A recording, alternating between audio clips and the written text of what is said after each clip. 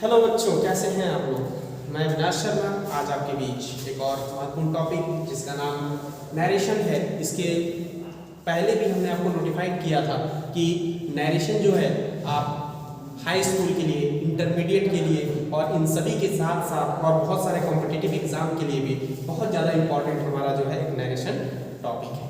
तो समय बिल्कुल ही गंवाना है। यदि आपने अभी तक मेरा चैनल सब्सक्राइब नहीं किया है तो आप इसको कर सकते हैं और एग्जाम काफ़ी नज़दीक है जिससे काफ़ी इंपॉर्टेंट टॉपिक आपको मिल सकता है और आपके एग्जाम के दृष्टिकोण से महत्वपूर्ण हो सकता है। चलेंगे नैरेशन की तरफ। यदि हम नैरेशन की बात करेंगे तो नैरेशन में हमें दो पार्ट पढ़ना है। एक हमारा डायरेक्ट स्पीच है और एक हमारा इनडायरेक्ट स्पीच है।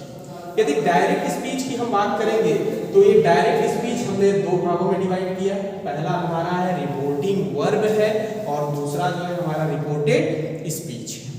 अब यहाँ पे ये जानना जरूरी है कि रिपोर्टिंग वर्ब क्या है और रिपोर्टेड स्पीच क्या है। महत्वपूर्ण है, जरा गौर से देखिएगा। रिपोर्टिंग वर्ब यहाँ पे मैंने एक एग्जाम्पल लिया है, देखिएगा। राम सेड टू श्याम, ये लिया मैंने, Ram said to Shyam I am going to Delhi. देखेंगे गौर से, जो इन्वर्टेड कॉमा और कॉमा से पहले का जो हिस्सा होता है, यानी इन्वर्टेड कॉमा देख रहे होंगे आप यहाँ पे, इससे जो पहले का जो पूरा पार्ट होता है, इस पार्ट को हम लोग कहते हैं रिपोर्टिंग वर्ब। क्या कहते हैं? रिपोर्टिंग वर्ब कहते हैं। यानी इन्वर्टेड कॉमा से पहले के भाग को हम लोग कहते हैं रिपोर्टिंग वर्ब। और जो इन्वर्टेड कॉमा के अंदर लिखा गया है इसको हम लोग कहते हैं रिपोर्टेड स्पीच। क्या कहते हैं? रिपोर्टेड स्पीच कहते हैं। गौर से देखिए, इसमें दो शख्स है, एक है राम, दूसरा है श्याम। गौर से देख रहे होंगे, इसमें दो शख्स हैं, एक है राम और दूसरा है श्याम। यानी राम ने श्याम से कहा, तो यहाँ पे जो राम होगा वो हो जाएगा स्पीकर। हो जाएगा क्या? स्पीकर, यानी बोलने वाला। और यहाँ पे जो श्याम है वो हो जाएगा लिसनर, और लिसनर का मतलब होता है सुनने वाला। और ये है रिपोर्टेड स्पीच। और रिपोर्टेड स्पीच स्पीकर के साथ साथ इसको रिपोर्टर भी कहते हैं। रिपोर्टर भी कहते हैं। और रिपोर्टर के द्वारा जो बात कही गई है या जो स्पीच दिया गया है उसी को कहा जाता है रिपोर्टेड स्पीच। जरा गौर से देखिए, लिखा है रिपोर्टेड स्पीच। इस सेंटेंस में देखेंगे, राम सेड टू श्याम, राम ने श्याम से कहा कि मैं दिल्ली जा रहा हूं। तो यहाँ किसने कहा? राम ने कहा, राम स्पीकर, और किससे कहा? श्याम से कहा, श्याम लिसनर। तो ये था हमारा रिपोर्टिंग वर्ब और रिपोर्टेड स्पीच। चलेंगे जो सबसे महत्वपूर्ण टॉपिक हमारा डायरेक्ट स्पीच से इनडायरेक्ट स्पीच में परिवर्तन के नियम। देखिए, किसी भी परिस्थिति में यदि आपको नियम, रूल अच्छे से पता है तो आप सेंटेंस को बड़े अच्छे से फॉर्म कर सकते हैं। देखिए, रूल नंबर 1 ये कहता है, यदि reporting verb say, says, said, will say, shall say में दिया गया हो तो रिपोर्टिंग वर्ब में जो है इनडायरेक्ट स्पीच बनाते समय कोई परिवर्तन नहीं करते हैं, जैसे है वैसे का वैसे रख देंगे। रूल नंबर 2 ये कहता है, यदि रिपोर्टिंग वर्ब से टू में दिया गया हो, सेज टू में दिया गया हो, सेड टू में दिया गया हो, विल से टू में दिया गया हो, विल से टू हो गया, सेल से टू में दिया गया हो, तो निम्नलिखित परिवर्तन करते हैं। से टू को टेल में बदल देंगे, सेज टू को टेल्स में बदल देंगे, सेड टू को टोल्ड में बदल देंगे, विल से टू को विल टेल में और सेल से टू को सेल टेल में क्या करते हैं? बदल देते हैं। ये रूल नंबर 2 है।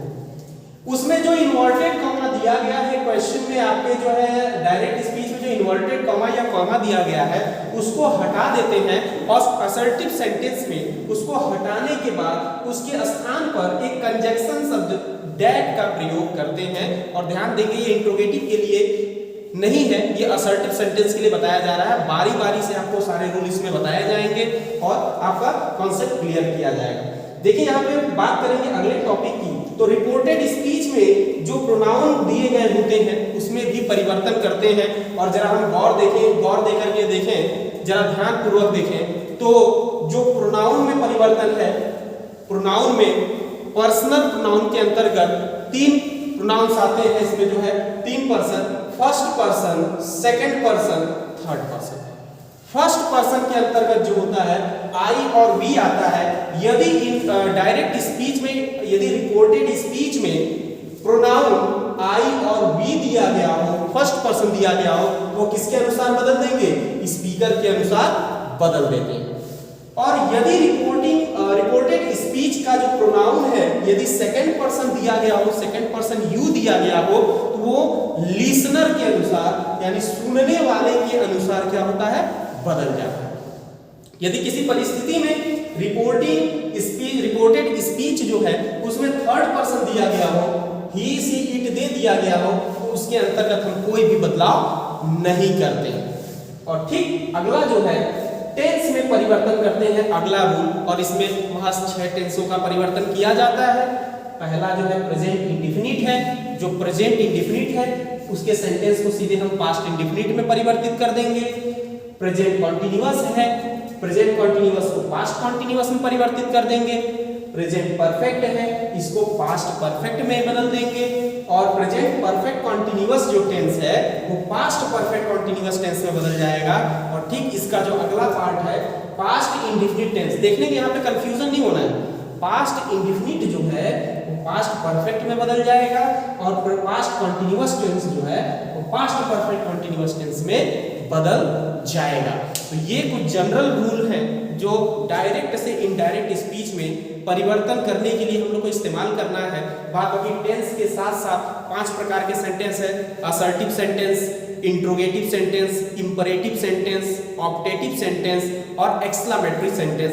इस 5 सेंटेंस के थोड़े बहुत फॉर्मेट अलग अलग होते हैं। तो ये एक जनरली रूल है नरेशन का जो आपको बताया गया। अगली वीडियो में आप देख पाएंगे कि किस तरीके से ये रूल जो है बारी बारी से टेंसों में किस तरीके से काम कर रहा है, किस तरीके से हम उसको परिवर्तित कर रहे हैं।